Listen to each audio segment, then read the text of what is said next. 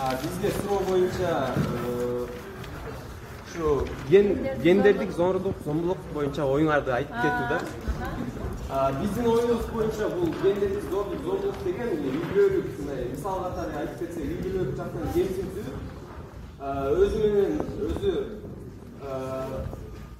өз оюн басынтуу, рекетчилик, психологиялык жана ошондой уруп согуу, коркутуу, эркиндикти чектөө дейт. Мисал катары айтып кеткен өз оюн айтып туруу басынтуу бул кандай десек, мисалы эркек сүйлөп атканда аял затын кандай десек, аял затын сен аялсың мындай оюн бири-биринин оюн билүү керек да. Ушундай сыяктуу. Ушундай эле биз буга каршыбыз деген өзүбүздүн немебизди. Чоң рахмат, кол чабуулайлы.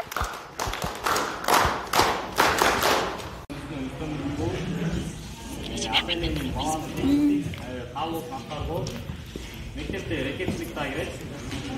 Кыз ала катуу, физикалык, психикалык зордук зомбулук.